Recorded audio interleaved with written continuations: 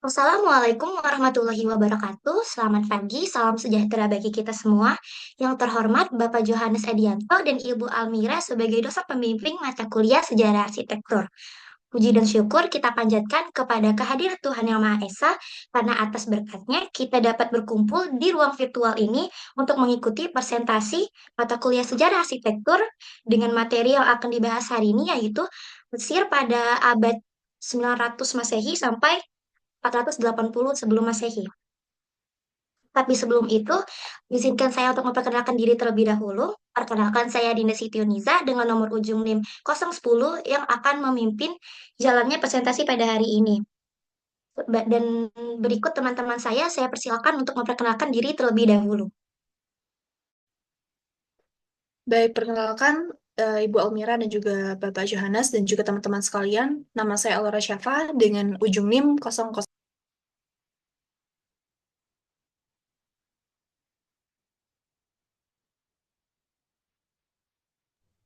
Perkenalkan, nama saya Syakira Humaira dengan NIM ujung 067.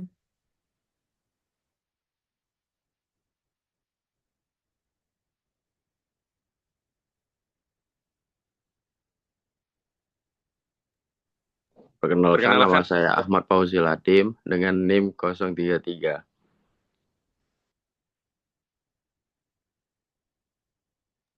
perkenalkan nama saya Emrian Alfarizi dengan ujung NIM 036. Perkenalkan, saya Adrian Dinata dengan ujung NIM 076. Perkenalkan, nama saya Emir Domina Fansya dengan ujung NIM 019. Baik, tanpa berlama-lama lagi, saya persilakan kepada Alora untuk memaparkan materi yang pertama. Baik, terima kasih kesempatannya kepada moderator dan juga izin untuk menjelaskan lebih dalam, dan saya harap ini bisa saya jelaskan sesederhana dan juga serinci mungkin mengenai sirkumulasi dari sejarah arsitektur Mesir pada era 900 sampai 480 sebelum Masehi. Saya akan menjelaskan pada abad ke-9 sampai abad ke-8 dan selebihnya akan dijelaskan oleh Bang Rido selaku rekan saya. Baik, teman-teman semuanya, hari ini kita akan menyusuri kembali jejak sejarah yang membawa kita kembali ke masa abad ke-9, di mana sebuah seni dan juga teknologi di sana tuh masih sekali berkembang di bawah pengaruh dinasti Libya pada saat itu di kota Mesir. Dinasti Libya ini didirikan pada tanggal 24 Desember 1951. Di era ini, teman-teman, Mesir itu tidak hanya menjadi saksi kejayaan peradaban, namun menjadi pusat transformasi arsitektur yang mencerminkan perpaduan budaya lokal dengan elemen-elemen asing karena ada pengaruh budaya asing yang masuk. Contohnya seperti dinasti Libya sendiri. Fokus utama kita adalah kepada bangunan monumental dari dinasti Libya. Kalian teman-teman bisa lihat di slide foto gambar sebelah kanan ini bahwa bangunan pada zaman itu memang sangat sederhana sekali dengan hanya menggunakan material batu kapur dan juga pasir, dan hanya dihiasi dengan berbagai ukiran khas Mesir dengan pesan-pesan yang tersirat di sana dan juga kolom-kolom seperti ini. Sederhana sekali. Baik, di era dinasti ke-22 ini yang berlangsung sekitar tahun 945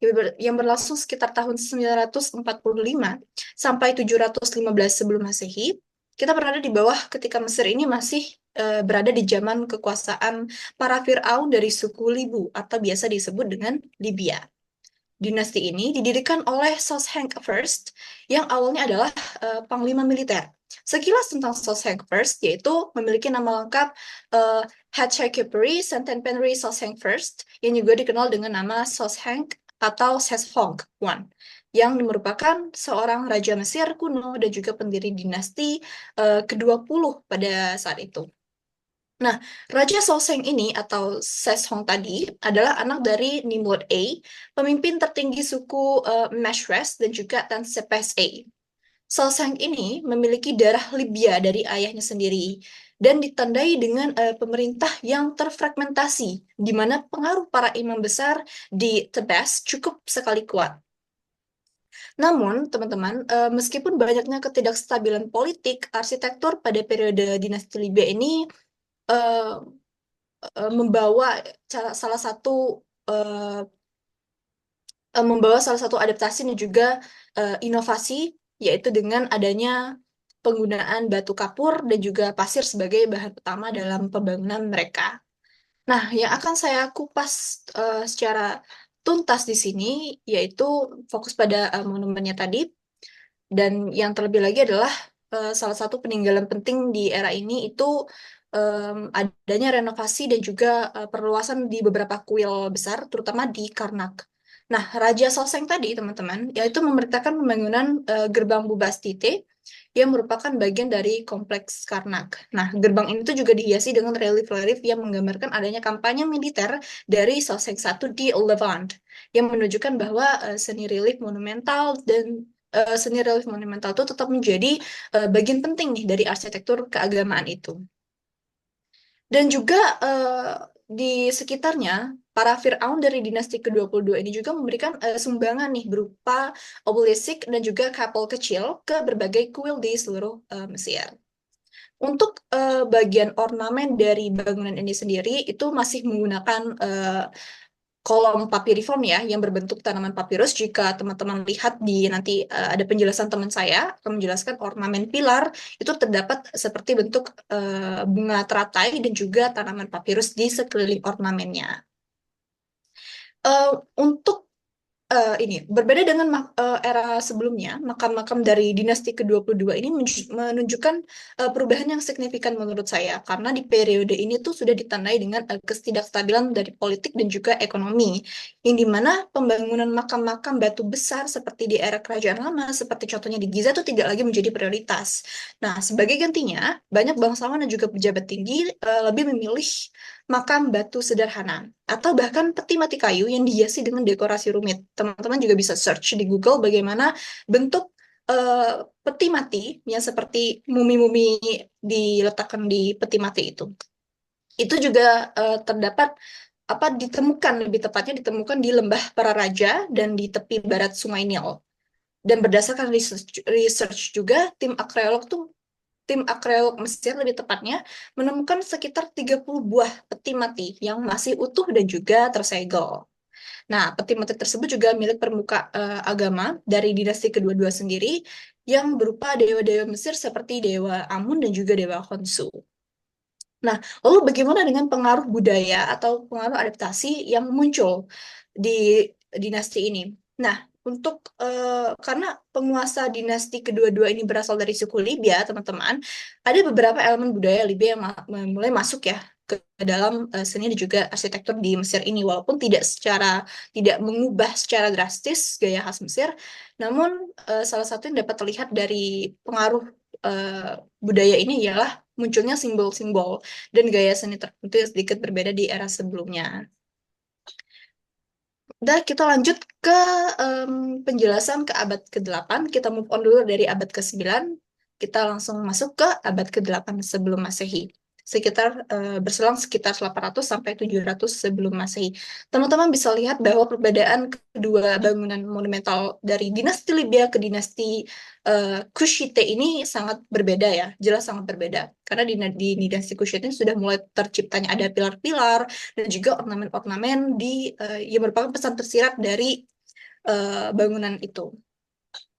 Nah, kita mulai di dinasti ke-25 ini, di mana kita mulai menyaksikan kembali bangsa Kush ya, yang berasal dari Nubia di wilayah selatan Mesir yang telah lama berada di bawah pengaruh budaya Mesir sebenarnya. Nah, ketika Mesir mengalami fragmentasi politik nih dan kelemahan dinasti-dinasti Libya, para penguasa Kush ini melihat peluang untuk merebut kembali atas tanah para Fir'aun tadi. Namun, yang menarik dari periode ini bukan hanya aspek politiknya, teman-teman, namun juga ya bagaimana dinasti Kush menghidupkan kembali banyaknya elemen arsitektur klasik Mesir seperti para Fir'aun Kush itu seperti Kush dan juga seperti Pie dan juga Shebaka melihat diri mereka tuh sebagai pewaris sejati dari Mesir untuk berusaha mengembalikan lagi seperti itu kejayaan dari dari kejayaan arsitektur Mesir ini. Nah, Yang menariknya lagi adalah mengenai kuil-kuil di sekitarnya itu menjadi ya fungsinya tetap sama, menjadi religius dan juga politik. Ya, tapi untuk di bawah dinasti Kush ini ada upaya besar untuk merenovasi dan juga memperluas kuil-kuil yang sudah ada. Salah satu contoh utama adalah kuil Amun di Karnak yang mendapatkan perhatian khusus nih dari para penguasa Kush sendiri. Mereka tuh juga sudah mulai membangun tambahan gerbang, relief, dan juga struktur pendukung yang menunjukkan bahwa kebangkitan mereka ini kembali ikonografi dari ritual Mesir kuno sendiri. Selain itu di Nubia sendiri, kuil-kuil besar juga didirikan atau diperluas lagi nih, seperti kuil di Jebel Barkar di Napata. Kuil ini juga menjadi pusat pemujaan orang Amun bagi orang-orang Kush yang mencerminkan bagaimana mereka mengadopsi dan juga menyesuaikan tradisi Mesir dalam arsitektur mereka sendiri. Lalu untuk piramida kecil di sekeliling mereka itu masih menjadi sebagai simbol pemakaman mereka ya, yang dimana pembangunan piramida kecil ini sebagai makam kerajaan dari mereka sendiri. Namun berbeda dengan piramida besar dari era kerajaan lama, piramida yang dibangun oleh para Firaun Kush ini memiliki sudut yang lebih curam dan ukurannya tuh jauh lebih kecil, tetapi tetap mempertahankan konsep sebagai tempat istirahat terakhir para penguasa. Nah, contoh utama dari struktur ini tuh dapat ditemuin di Necropolis El Kuru dan Nuri di Nubia sendiri, di mana para Raja Kus waktu itu dimakamkan dalam piramida-piramida yang terjadi di sekeliling ini, yang mencerminkan perpaduan antara tradisi Mesir dan juga tradisi lokal. Untuk relief dan desain dari monumental ini tuh ada sedikit perbedaan ya dalam penggambaran figur manusianya. Seperti bentuk wajah yang lebih bulat dan juga hidung yang lebih lebar. Itu menurut saya melihat gambaran di searchingan Google. Dan selain itu juga Firaun Kush seperti Taharqa ini juga mendukung seni yang menampilkan kemenangan militer mereka serta hubungan mereka dengan para dewa. Dan relief dari patung-patung di era ini itu tidak hanya menegaskan pengaruh Mesir, namun juga memberikan identitas tersendiri bagi dinasti Kush, bahwa dinasti Kush itu mulai menonjolkan kembali kebangkitan mereka seperti itu. Dan mungkin itu saja penjelasan dari saya. Oh ya, saya mau menambahkan lagi bagaimana kondisi masyarakat yang beribadah. Apakah mereka mampu untuk beribadah di dalam kuil ini atau hanya petinggi-petinggi saja? Untuk rakyat-rakyat biasa, rakyat-rakyat yang seperti kasta Sudra, mereka terdapat kuil-kuil sendiri. Contohnya di sekitaran kuil Nil, mereka kadang beribadah di situ dengan kuil-kuil yang kecil yang tidak semegah seperti kuil di dinasti Kushite ini. Seperti itu. Jadi mereka tidak beribadah di sini dan hanya untuk petinggi-petinggi saja, penguasa seperti imam-imam besar saja, namun untuk para masyarakatnya mereka mempunyai kuil tersendiri. Contohnya itu ada di kuil sekitaran kuil Sungai Nil. Mungkin itu saja penjelasan sederhana dari saya mengenai abad ke-9 dan juga abad ke-8, di mana para dinasti Libya dan juga dinasti Kushite itu sudah mulai masuk di Mesir. Selanjutnya dari abad ke-7 sampai abad ke-5 akan dijelaskan lebih rinci lagi mungkin oleh rekan saya, Bang Rido. Terima kasih. Oke, terima kasih untuk kesempatannya. Baiklah, di sini saya akan menjelaskan terkait abad ke-7 sebelum Masehi dan juga abad ke-6 dan juga abad ke-5. Yang pertama ya ini abad ke-7 itu pada abad ke-7 sebelum Masehi, ya ini pada rentan waktu 700 sampai 600 sebelum Masehi itu eh, biasa disebut dengan Said Preot atau dinasti Said. Nah, dinasti Said ini adalah dinasti ke-26 dari sejarah Mesir kuno, yakni pada sekitar 664 sampai 525 sebelum Masehi. Dinasti ini dikenal sebagai periode terakhir Mesir yang diperintah oleh penguasa pribumi sebelum penaklukan Persia. Nama Said sendiri ini berasal dari ibu kotanya, yaitu Sais, yang terletak di Delta Nil. Dinasti Said ini dimulai setelah kejatuhan dinasti ke-25 yang dikuasai oleh Raja-Raja Nubia yang dijelaskan sebelumnya pada abad ke-8. Penguasa pertama dinasti ini adalah Psamtik I, yakni berkuasa pada tahun 664 sampai 610 sebelum Masehi. Ini dia berhasil menyatukan kembali Mesir setelah mengusir bangsa Asyur atau Assyria yang biasa mungkin sekarang dikenal dengan Irak ya. Ya, kalau ya Irak. Ya, Assyria. Jadi Psamtik satu tadi berhasil mengusir yaitu dengan bantuan tentara bayaran Yunani. Setelah itu dinasti ini mengalami masa kejayaan dan kebangkitan dengan stabilitas politik dan perkembangan budaya serta arsitektur. Banyak kuil juga dan monumen yang dibangun kembali dan direnovasi karena tadi kebangkitan kembali Mesir kuno, dan juga arsitektur dari periode ini menunjukkan pengaruh yang kuat terhadap tradisi Mesir kuno. Selanjutnya, dinasti Said ini juga terkenal tadi yang seperti saya sebutkan sebelumnya, restorasi tradisi Mesir kuno, tetapi masyarakat biasa tetap bisa memiliki akses ke kuil-kuil besar. Jadi mungkin di pada periode ini terdapat beberapa kuil-kuil besar dan masyarakat tetap bisa untuk beribadah ke kuil besar tersebut. Untuk rakyat biasa, biasanya beribadahnya di kuil-kuil lokal dengan menyediakan area khusus di luar sanctum atau tempat suci utama. Di area ini bisa menyampaikan doa atau persembahan, dan juga banyak ditemukan pada altar banyak ditemukan juga altar sederhana di sepanjang jalan. Biasanya juga dipasang di bawah naungan pohon ataupun di depan rumah untuk persembahan terhadap dewa-dewa lokal.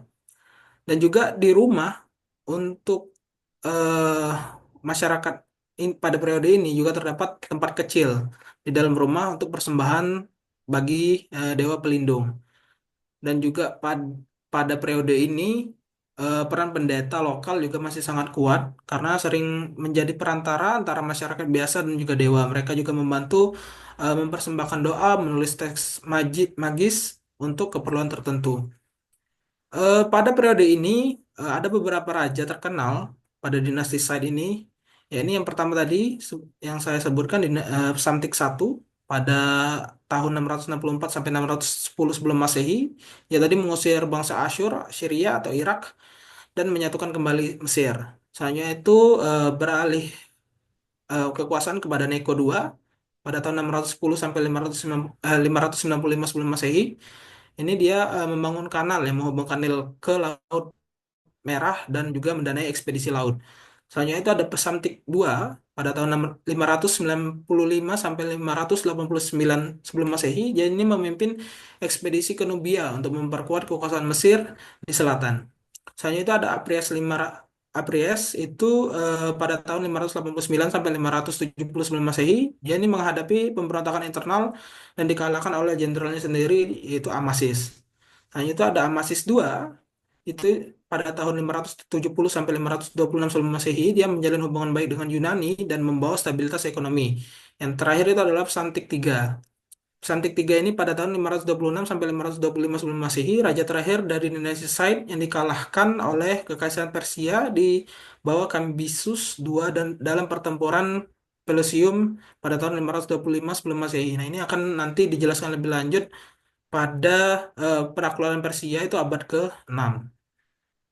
Hanya itu peninggalan dan budaya pada dinasti ini, ya ini dinasti Said ini dikenal dengan kebangkitan budaya dan seni yang terinspirasi dari periode sebelumnya, terutama pada dinasti ke-18. Hubungan perdagangan dan militer dengan Yunani meningkat, yang ditandai dengan kehadiran tentara bayaran Yunani di Mesir tadi yang membantu bangsa Mesir untuk menang dari bangsa Assyria tadi.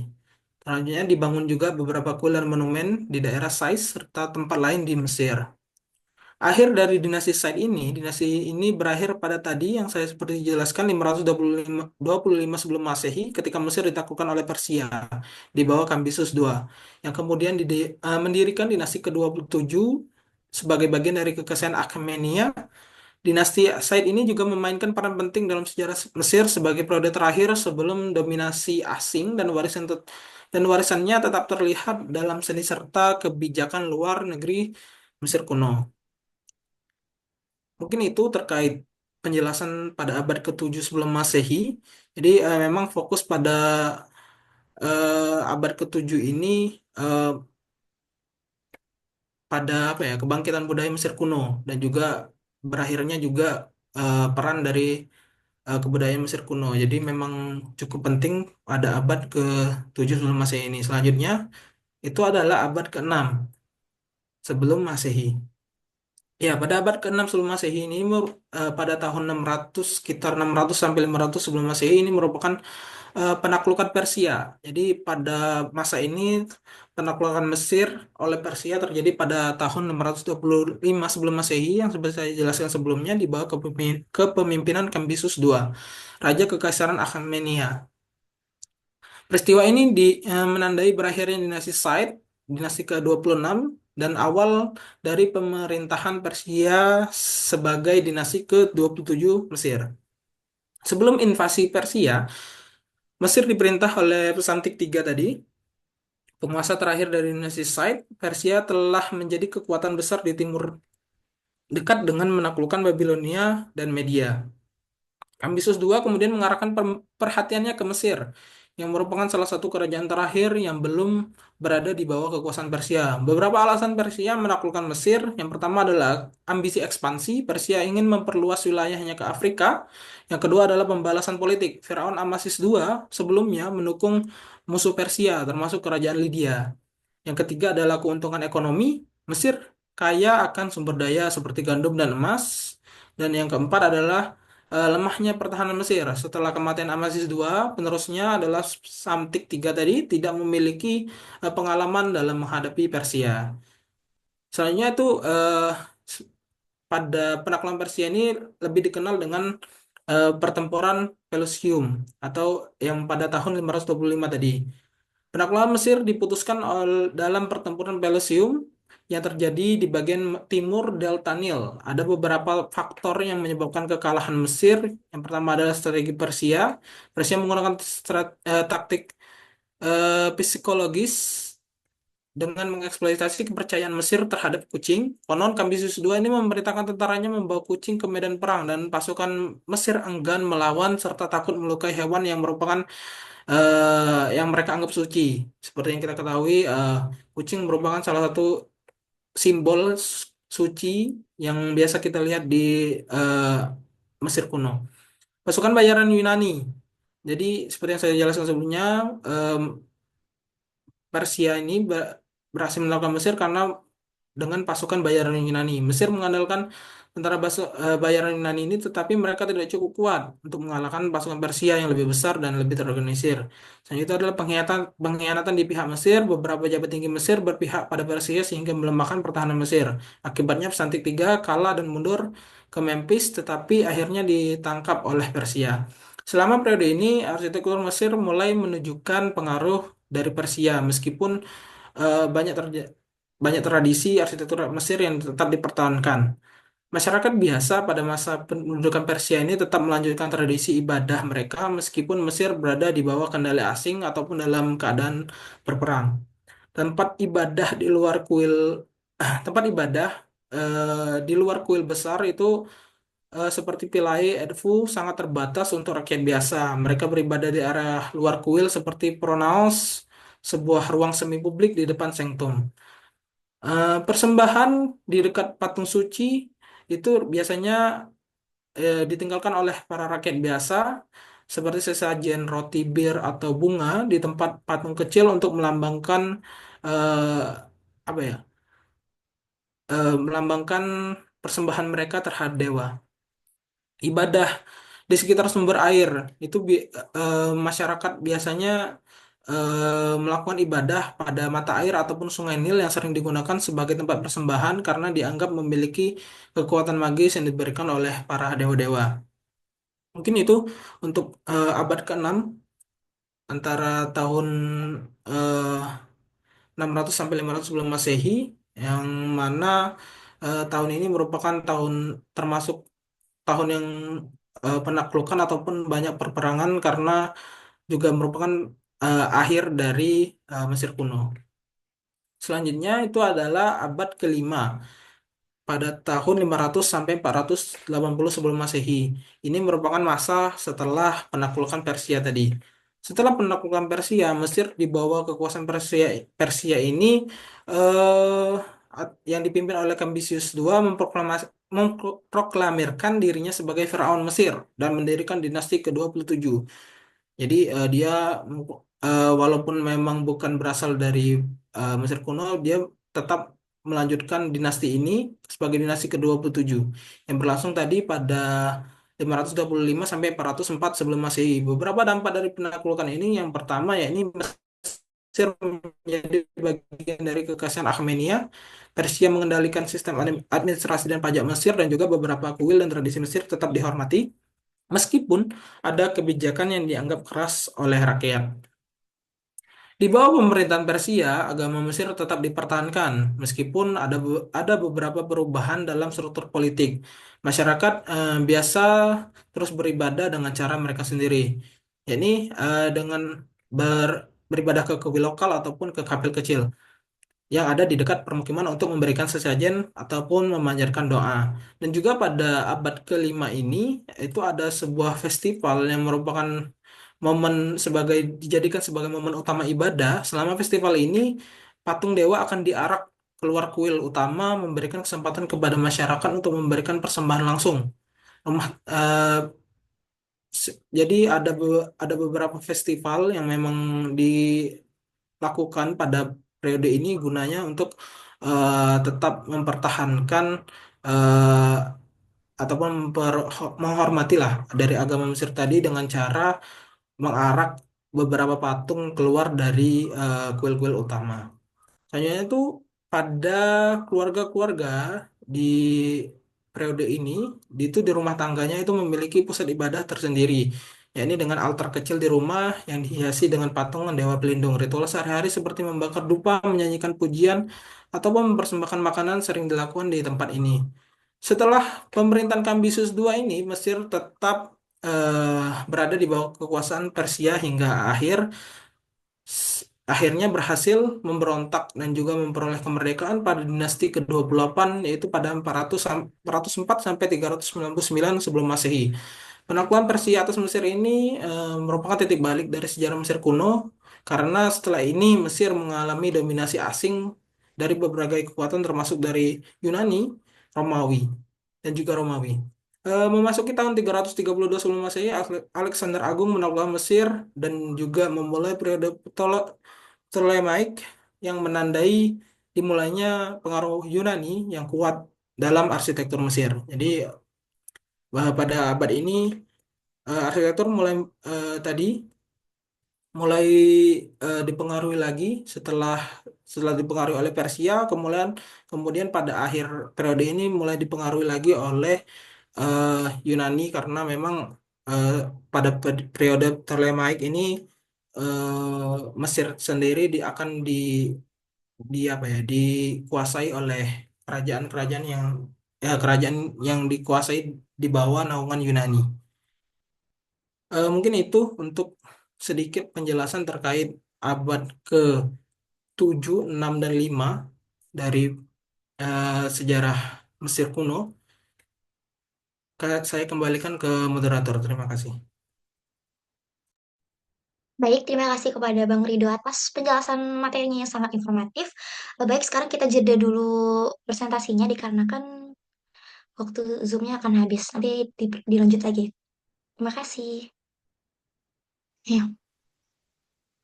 Baik, sekarang kita lanjut presentasinya yang akan dibawakan mate- materi kali ini akan dibawakan oleh Syakira Humaira. Kepada Syakira Humaira dipersilakan.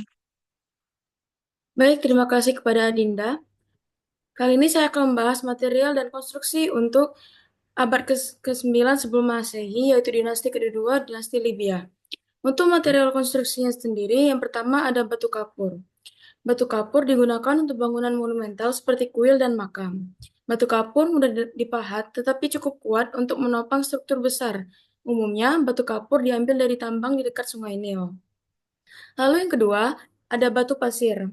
Batu pasir sendiri dipakai dalam elemen dekoratif atau bagian tertentu dari kuil. Lalu yang ketiga, ada batu lumpur. Batu lumpur itu terbuat dari campuran lumpur, pasir, dan jerami, lalu dikeringkan di bawah sinar matahari. Bata lumpur ini digunakan untuk bangunan domestik karena murah dan mudah diproduksi. Lalu ada kayu. Namun kayu pada saat dinasti Lydia jarang digunakan karena sumber daya kayu terbatas di Mesir. Kayu lebih sering diimpor untuk kebutuhan spesifik seperti pintu atau balok. Untuk teknik konstruksinya, penggunaan sistem balok dan tiang, yaitu post and lintel, yang sudah ada sejak periode sebelumnya. Blok batu diangkut menggunakan kapal melalui Sungai Nil, lalu dipindahkan dengan landai atau rem dan tenaga manusia. Penyusunan batu dilakukan dengan presisi tanpa menggunakan mortar. Berat batu memberikan stabilitas struktural. Lalu untuk dekorasinya sendiri, relief dan patung lebih sederhana dibandingkan dengan dinasti sebelumnya. Dengan pengaruh Libya terlihat dalam bentuk ornamen dan hieroglif. Lalu abad ke-8 sebelum Masehi, yaitu dinasti ke-25, dinasti Kushite. Untuk material konstruksinya sama seperti sebelumnya, yaitu memiliki batu kapur yang tetap menjadi material utama untuk kuil, makam, dan monumen. Lalu ada batu granit. Batu granit digunakan untuk patung besar, kolom, dan elemen dekoratif membutuhkan daya tahan ekstra. Batu granit sendiri diambil dari tambang di Aswan. Lalu untuk bata lumpur dipakai untuk konstruksi perumahan dan bangunan administratif. Lalu ada yang terakhir bahan lokal Nubia. Bahan lokal Nubia, beberapa material khas Nubia diintegrasikan ke dalam arsitektur seperti pewarnaan dinding dengan pigmen alami. Untuk cara kerjanya sendiri, yaitu teknik konstruksinya pada proporsi bangunan yang lebih ramping, terlihat ada pengaruh dari Nubia itu sendiri, yang dibandingkan dengan kuil Mesir tradisional. Landai masih digunakan untuk mengangkut bata besar ke posisi yang lebih tinggi. Untuk dekorasinya sendiri, relief cenderung menonjolkan tema-tema agama dan kebudayaan Kushite dengan perpaduan simbol Mesir dan Nubia. Lalu ada abad ke-7 sebelum Masehi, yaitu dinasti ke-26 periode Saite. Untuk material konstruksinya masih sama, yaitu memiliki batu kapur, namun memiliki berkualitas tinggi. Digunakan untuk bangunan monumental sama, yaitu seperti kuil dan patung. Batu kapur yang berkualitas tinggi ini banyak diambil dari Tura di dekat Kairo. Lalu ada batu granit. Batu granit digunakan untuk elemen dekoratif seperti obelisk, patung, atau bagian struktur tertentu yang membutuhkan kekuatan ekstra. Lalu yang terakhir ada bata lumpur. Bata lumpur tetap digunakan untuk konstruksi rumah dan bangunan administratif. Cara kerjanya sendiri untuk teknik konstruksinya kembali ke gaya arsitektur klasik kerajaan lama dan tengah. Teknik ini fokus pada simetri dan proporsi yang akurat. Blok batu dipasang dengan sangat presisi untuk menghasilkan struktur yang kokoh dan estetis. Untuk dekorasinya sendiri, ukiran dan relief menjadi lebih rumit dan detail, mencerminkan kebangkitan budaya dan seni Mesir. Kuil dihiasi dengan hieroglif yang menceritakan kisah para dewa dan raja. Lalu abad ke-6 sebelum Masehi, yaitu penaklukan Persia 525 sebelum Masehi. Material konstruksinya sendiri sama seperti sebelumnya, batu kapur dan batu pasir, yang tetap menjadi material utama untuk struktur monumental. Lalu ada kayu. Kayu digunakan untuk elemen dekoratif atau konstruksi kecil. Dan juga yang terakhir ada material Persia. Beberapa material baru mulai diperkenalkan oleh bangsa Persia, seperti pola dekorasi yang lebih geometris. Untuk cara kerjanya sendiri di teknik konstruksinya, meskipun berada di bawah kekuasaan Persia, teknik tradisional Mesir tetap dominan. Sistem balok dan tiang serta penggunaan landai terus dipertahankan. Untuk dekorasinya sendiri, pengaruh Persia mulai terlihat dalam motif dan pola dekorasi, seperti penggunaan motif bunga teratai dan geometris. Lalu yang terakhir, abad ke-5 sebelum Masehi, yaitu periode kekuasaan Persia. Untuk material konstruksinya, batu kapur yang masih digunakan untuk kuil, makam, monumen, dan patung besar. Eh, Lalu yang kedua ada bata lumpur, tetap menjadi material utama untuk perumahan dan bangunan non-monumental. Yang ketiga ada bahan Persia. Penggunaan bahan seperti bata yang didekorasi atau pola ubin mulai masuk ke beberapa struktur. Untuk cara kerjanya sendiri, teknik konstruksi kombinasi teknik tradisional Mesir dengan pengaruh Persia. Bangunan ini cenderung lebih luas dengan desain yang mencerminkan tata letak Persia. Lalu untuk dekorasinya fokus pada pola geometris dan penggunaan warna, tetapi masih menggunakan relief hieroglif khas Mesir. Sekian dari presentasi saya, akan saya kembalikan ke moderator. Baik, terima kasih kepada Syakira atas pemaparan materinya. Materi selanjutnya akan dipaparkan oleh Rian. Pada Rian, dipersilakan. Oke, terima kasih. Sekarang kita akan bahas peta. Mesir terletak di Afrika Utara dan Asia Barat, tepatnya di antara garis lintang 22 derajat sampai 30 derajat dan garis bujur 25 derajat sampai 36 derajat. Mesir berbatasan dengan Laut Mediterania di utara, Libya di barat, Sudan di selatan, dan Laut Merah di timur. Mesir memiliki lanskap yang beragam seperti lembah, gurun, pegunungan rendah, dan delta Sungai Nil. Mesir memiliki banyak monumen terkenal seperti Piramida Giza, Sphinx Agung, Kuil Karnak, Lembah Para Raja, dan Abu Simbel. Wilayah Mesir sendiri terbagi menjadi beberapa wilayah. Yang pertama, Mesir Hulu dan Hilir. Wilayah ini merupakan wilayah inti Mesir yang berada di sepanjang Sungai Nil, dari Delta Nil di utara hingga Nubia di selatan. Yang kedua ada wilayah Nubia. Mesir memiliki pengaruh di wilayah Nubia. Pada periode ini, Nubia seringkali menjadi kerajaan independen atau berada di bawah pengaruh asing. Yang ketiga ada wilayah Leban. Mesir memiliki pengaruh di wilayah Leban, meskipun pada periode ini pengaruhnya berkurang karena dominasi Asyur dan Persia. Adapun kota-kota penting dan pusat peradaban, yang pertama Memphis. Meskipun mengalami penurunan, Memphis tetap menjadi pusat administratif dan budaya penting. Thebes tetap menjadi pusat keagamaan dengan kuil-kuil seperti Karnak dan Luxor. Yang ketiga ada Tanis. Tanis menjadi ibu kota selama dinasti ke-21 dan ke-22. Tanis menjadi pusat politik dan budaya.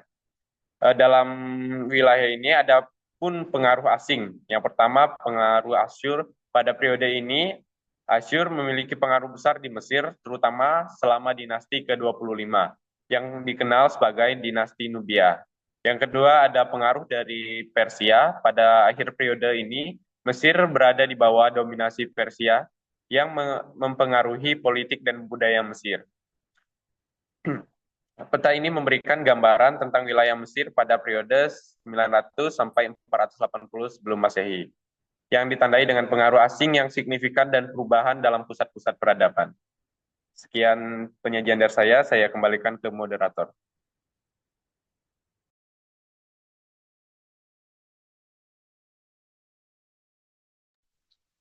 Baik, terima kasih kepada Rian atas pemaparan materinya.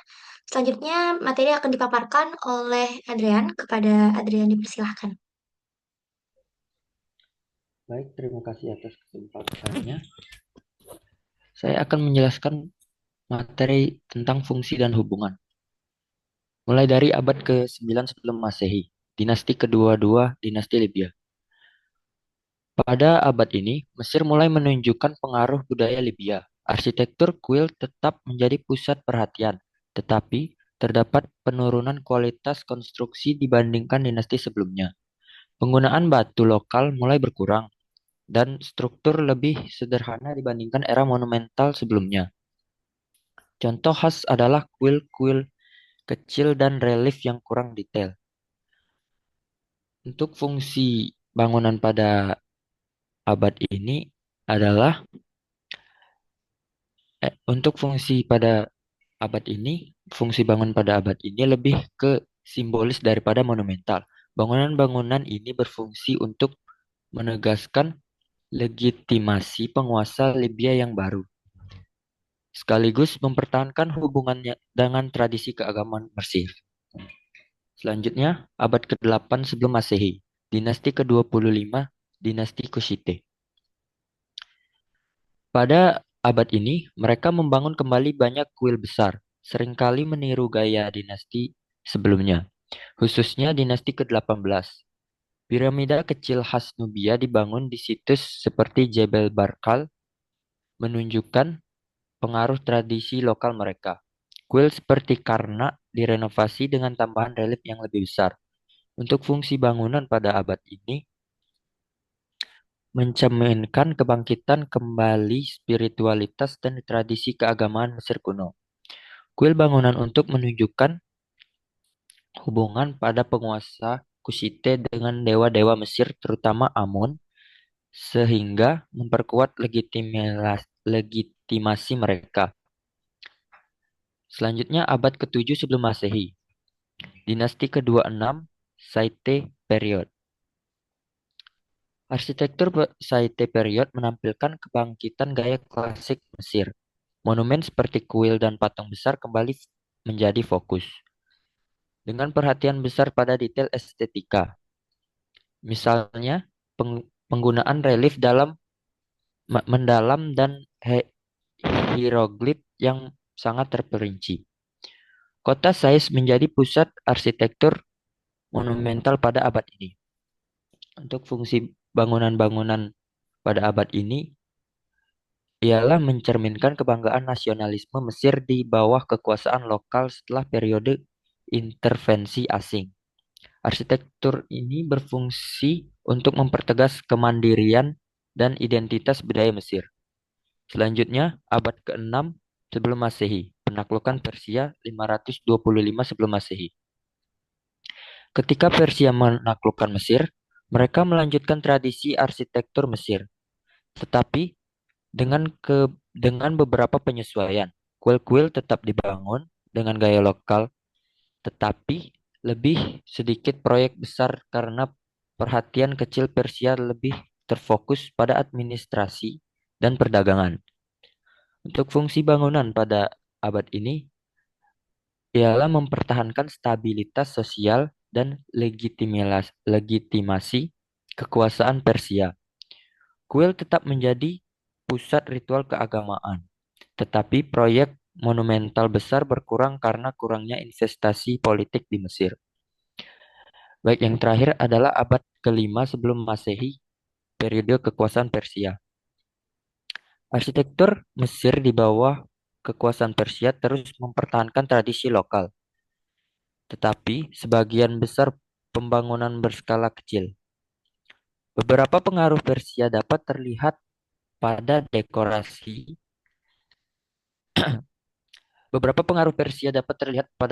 Tetapi umumnya penguasa Persia menghormati arsitektur tradisional Mesir. Fungsi bangunan pada abad ini ialah melayani fungsi administratif dan keagamaan. Penguasa Persia menggunakan kuil untuk mengonsolidasikan kekuasaan mereka dan menjaga dukungan rakyat Mesir dengan menonjolkan rasa hormat terhadap tradisi lokal. Baik, mungkin itu saja dari saya. Saya kembalikan kepada moderator. Baik, terima kasih kepada Adrian. Materi selanjutnya akan dipaparkan oleh Fauzil. Kepada Fauzil dipersilahkan. Baiklah, terima kasih kepada moderator atas kesempatannya. Di sini saya akan menjelaskan beberapa makna dari ornamen yang ada pada kuil Karnak. Yang pertama dapat dilihat dari gambar paling atas. Pada bagian luar dari dinding eksterior utara dan selatan bangunan merupakan adegan pertempuran panorama yang dipahat dengan relief cekung dan Ramses II di Suriah kuno, Kanaan, Lebanon, dan Libya. Dimaksudkan untuk memuliakan peran raja dalam peperangan dan untuk melambangkan kemenangan pasukan, ketertiban, atau kekacauan. Adegan-adegan ini menggambarkan Firaun sebagai pahlawan super yang lebih besar dari kehidupan seorang diri mengalahkan musuh-musuh asingnya setelah kemenangannya yang tak terelakkan atas musuh. raja mempersembahkan rampasan kemenangan dan tawaran perang kepada Amun-Re. Meskipun sangat bombastis, propaganda monumental seperti itu merupakan bukti penting bagi hubungan luar negeri Mesir pada abad ke-13 sebelum Masehi, terutama pada tahun-tahun sebelum perjanjian damai Ramses II dengan Kekaisaran Het. Lalu di bawahnya terdapat relief yang memiliki makna ditinggikannya dari Seti I yang mempersembahkan Ma'at kepada Amun-Re. Lanjut, lalu di bawahnya ada relief yang Ramses II yang menyebarkan gipsum di sekitar kuil di hadapan Amun-Re dan juga Amunet. Dan di bawahnya lagi terdapat relief yang menggambarkan Ramses II yang sedang mencetak batu bata di hadapan Amun-Re. Lalu di bawahnya lagi ada sebuah ukiran pada kolom, yaitu contoh kartu semen besar akan nama Horus yang ditambahkan oleh Ramses IV pada dekorasi di dasar kolom besar, menunjukkan perebutan kekuasaan oleh Ramses VI di kemudian hari. Lalu di bawahnya lagi contoh kolom dengan deretan kartus di bagian atas dan bagian adegan persembahan. Keduanya merupakan bagian dari program dekoratif Ramses IV di aula. Mungkin sekian saja penjelasan mengenai ornamen dari kuil Karnak. Saya kembalikan ke moderator. Baik, terima kasih kepada Fauzil atas pemaparan materi yang sangat informatif. Jadi,